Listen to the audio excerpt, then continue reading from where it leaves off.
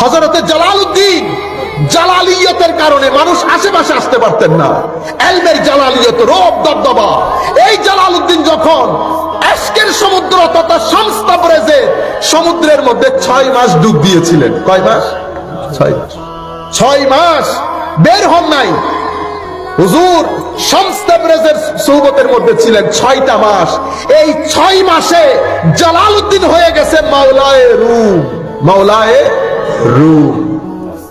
আকল, অহংকার, নফস সব খতম হয়ে গেছে। জিজ্ঞেস করে হুজুর ফকর কি? চুপ। হুজুর ফকর কি? চুপ।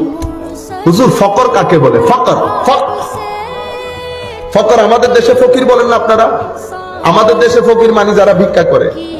সুলুকের সুফিয়ায়ে কেরাম ফকির কাদেরকে বলে? দরবেশদের। ফকির মানে যারা আল্লাহ বাদে কারো দিকে না তাকায়, না হাত পাতে, তাদেরকে ফকির বলে। মুহতাজ যারা, শুধু আল্লাহ, আল্লাহ বাদে সৃষ্টির দিকে তারা তাকায়ও না, তাদেরকে ফকির বলে। এখন হুজুরকে জিজ্ঞেস করেছে হুজুর ফকির কি? যেই জালালউদ্দিন প্রশ্ন করার আগে উত্তর দিতেন যখন ইলমের সমুদ্র, আর সেই জালালউদ্দিন যখন এশকের সমুদ্রে ডুব দিয়েছে তখন জবান বন্ধ। ওনার উস্তাদও ছিলেন শেখ নবী রাদিয়াল্লাহু তাআলা আনহু।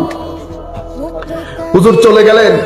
প্রশ্নকারী বলতেছেন হুজুর আপনার ছাত্র তো জবাব দিলেন না। কোনা জবাব দিয়ে দিয়েছেন। জবাব দিয়ে দিয়েছেন মানে উনি তো আমাকে উত্তর দেন নাই। কোন উত্তর দিয়েছেন তো? হুজুর উনি তো খামোশ ছিলেন। ওই খামোশি উত্তর। হুজুর খামোশি উত্তর? তুমি জিজ্ঞেস করেছো ফকর কি? চুপ থেকেছে। তিনবার জিজ্ঞেস করার পরেও তোমাকে বলে নাই।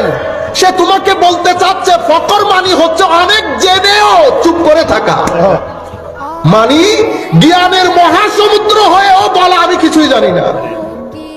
অথবা উনি বলতে চাচ্ছেন যে ফকর কি, খবরদার আমাকে জিজ্ঞেস করবি না, আদব কর, যেখানে আমার উস্তাদ আছে সেখানে আমি কথা বলতে পারবো না। আপনারা বুঝতে পেরেছেন? এমনিতে একই জিনিস হুজ্জাতুল ইসলাম ইমাম গাজালি রাদিয়াল্লাহু তাআলা আনহুর জীবনেও ঘটেছে। হুজুর ইমাম গাজালি তৎকালীন যুগের যেটাকে ক্যামব্রিজ বলা হতো, হার্ভার্ড বলা হতো, এমআইটি বলা হতো, মাদ্রাসা নিজামিয়া। যদি মাদ্রাসা বলি আপনারা আপনাদের মাদ্রাসা মনে করিয়েন না, ওইটা তখনকার যুগের নিজামিয়া ইউনিভার্সিটি ছিল। সেই ইউনিভার্সিটির চ্যান্সেলর হিসেবে হুজুর ইমাম গাজালি বসেছেন অনেক কম বয়সের মধ্যে, 30 থেকে 35 বছর বয়সে হয়ে গেছেন চ্যান্সেলর। মুসলিম দুনিয়া যখন মুসলিম দুনিয়ার মধ্যে আইম্মায়ে কেরামের মানে যাকে যাকে আইম্মায়ে কেরাম, সেই জগতের মধ্যে হুজ্জাতুল ইসলাম ইমাম গাজালি বসে গেছে। আকল বসে গেছে চেয়ারে। কিন্তু আকল যখন রাতে নামাজ পড়তে যায় আকল অন্ধকার। আকল কি? অন্ধকার। ভিতর থেকে ওই সাদ, ওই এশক, ওই মোহব্বত আসে না। আকল পাগল হয়ে গেছে। কোথায় হাকিকত খুঁজে পাবে? কারণ ইমানের তো একটা হাকিকত আছে। ইমান তো লা ইলাহা ইল্লাল্লাহ মুহাম্মাদুর রাসূলুল্লাহ বলে ঢুকলাম, ঢুকার পরে ইমানের তো একটা নূরানি বাউন্ডারি আছে, কিন্তু আমি আমার জীবনে সেই নূরানি বাউন্ডারি কখনো চেক করতে পারি নাই। অথচ হযরত হারেসকে যখন বলেছেন আমার নবী কাইফা আসবাহতা ইয়া হারেস, উনি বলছেন আসবাহতু মুমিনান হাক্কা। হুজুর আমার নবী জিজ্ঞেস করেছেন হারেস সকাল কেমন ছিল? হুজুর আমি মুমিনে হাকিকি, আসল মুমিন হিসেবে আমার সকাল হয়েছে। আমার নবী বলছেন হারেস কি বলতেছো মাথায় রাখিও, প্রত্যেক জিনিসের হাকিকত থাকে। তুমি যে বলতেছো হাকিকি, তোমার কথার হাকিকত কি? হুজুর লা ইলাহা ইল্লাল্লাহর ঘোষণা দেওয়ার পরে আমার নবীর সুহবত আমার ভিতরে একটা তারস্ট, একটা তৃষ্ণা জাগরিত করে, এটাকে এশক বলে। তো এই এশক দিনের বেলায় আমাকে রোজা রাখতে বাধ্য করে।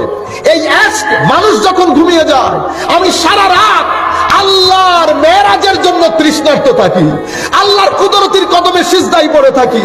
হুজুর কিছুদিন যেতে না যেতে অবস্থা এমন হয়েছে আমি রাস্তায় হাঁটি, আমার কান জান্নাতীদের আওয়াজ শুনতে পায়, আমার কান আরশের কলমের আওয়াজ শুনতে পাই। হুজুর আমার নবী বলেছেন হারেস তুমি হাকিকত পেয়ে গেছো, তুমি আরেফ বিল্লাহ হয়ে গেছো। 3 বার বলার পর আমার নবী বলেছেন এটা ইস্তেকামতের সাথে, অবিচলতার সাথে এটা ধরে রেখো। এটা এশকের জায়গা। এই এশকের জায়গার মধ্যে মুশাহাদা আছে। কি আছে? মুশাহাদা। মুশাহাদা মানে হায় হায় হায় একটা তো জাহেরি দুনিয়া, একটা বাতেনি দুনিয়া। এখানে আল্লাহ অনেক নিয়ামত রেখেছেন, এই ভিতরে অনেক নিয়ামত রেখেছেন। এটা একটা শক্তি, এটা অসীম শক্তি। এটা যখন জাগরিত হয় তো মানুষ এক সেকেন্ডের মধ্যে মিলিয়ন মাইল চলে যায়। মানুষ বসে থাকে এখানে, খবর নেই কাতারে, খবর নেই কাতারে। আমরা শুনতে পেয়েছি হযরত জিয়াউল হক সাহেব রহমাতুল্লাহি আলাইহি, উনি নাকি সীতাকুণ্ড দিয়ে একবার আসতেছিলেন, সাথে মানুষও ছিল। কেউ একজন ওনাকে 50,000 টাকার একটা বান্ডেল দিয়েছেন।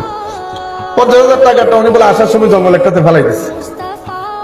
উনি তো চলে আসছেন, তো ওনার সাথে থাকা এক ব্যক্তি নাকি ওই 50,000 টাকা ফেলাই দিছে। তো তখনকার যুগের 50,000 মানে আজকের যুগের আপনি স্বর্ণের হিসাবে গেলে বুঝতে পারবেন, স্বর্ণের হিসাবে গেলে বুঝতে পারবেন।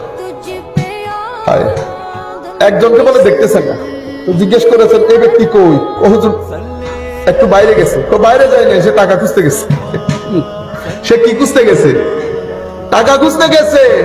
টাকা খুঁজে লাভ নাই, এটা আমি যার জন্য ফেলছি উঠাই নিয়ে গেছে, আমি যার জন্য ফেলছি উঠাই নিয়ে গেছে। পরে খবর নিয়ে দেখা গেছে ওই এলাকার একজন গরিব ব্যক্তির মেয়ের বিয়ে, তার বিয়েতে টাকা দরকার।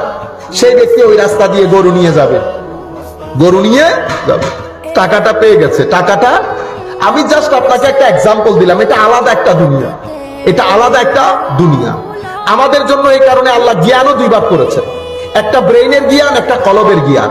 ব্রেইনের জ্ঞানের জন্য উস্তাদ দরকার, বই দরকার, ছাত্র দরকার, পরিবেশ দরকার। কলবের জ্ঞানের জন্য এগুলো সব দরকার, শুধু বই ছাড়া। কি ছাড়া? বই ছাড়া। এখানে কেন বই লাগে না? এই জ্ঞান বইয়ের না, এই জ্ঞান সিনা টু সিনা, সিনা টু সিনা। এটা একটা নূর, এটা একটা নূর। আমি এখানে বসেছি, আপনি এখানে লাইট লাগিয়ে দিয়েছেন, ঠিক না? আমার শরীর থেকে ঘাম বের হচ্ছে, আমার শরীর থেকে ঘাম বের হচ্ছে। লাইটের আলো যখন পড়ছে শরীর থেকে ঘাম বের হচ্ছে, তাইলে বোঝা যাচ্ছে আমার শরীরের ভিতরে পানি আছে, পানি আছে। যতক্ষণ লাইটের আলোতে আসি নাই পানি বের হয় নাই।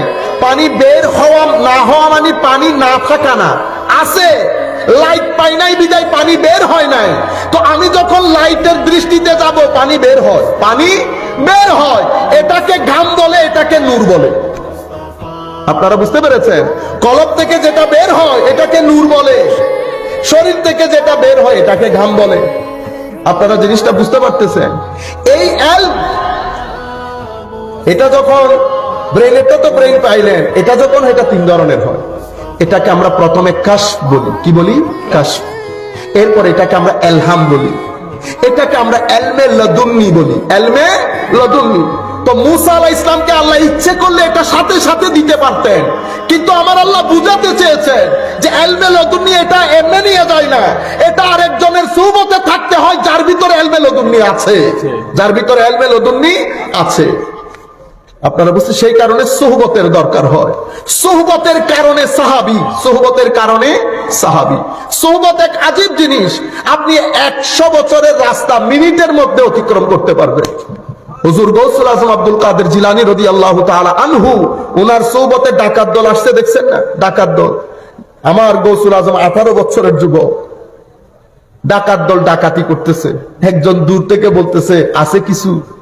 সে কাছে গেল না কেন? সে কাছে যায় না কেন? কারণ আপনি চিন্তা করে দেখেন তো, হুজুর গৌসুল আজমের চেহারা কত দারুণ ছিল, কত নূর, সাদা কাপড়, সামান্য সামান্য দাড়ি, 18 বছর। তো হুজুর গৌসুল আজম দেখতে একটা জান্নাতি ফুলের মতো লাগতেছিল না? এ বয়ও তো সাথে যায় নাই, সেও তো বুঝে আল্লাহর ওলিকে। সে দূরে উস্তাদের কাছে গেছে, উস্তাদের কাছে গিয়ে একই ঘটনাগুলা বলছে। হয়তো সে বলতেছে যে হুজুর ছেলে একটা দেখলাম আজি গোলাপের মতো জ্বলতেছে, আল্লাহর বলি হবে হয়তো। জিজ্ঞেস করলাম হুজুর, সে বলতেছে তার কাছে টাকা আছে। আমি তো সাহস করি না হুজুর তার পাশে যাওয়ার, আসেন না একটু দেখেন না। তো সবাই মিলে আসছে, যেই হুজুর গৌসুল আজমের দিকে তাকাইছে, হুজুর গৌসুল আজমও দৃষ্টি দিছে।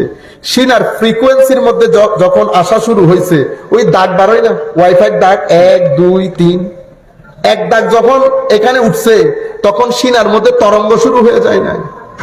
এই তরঙ্গ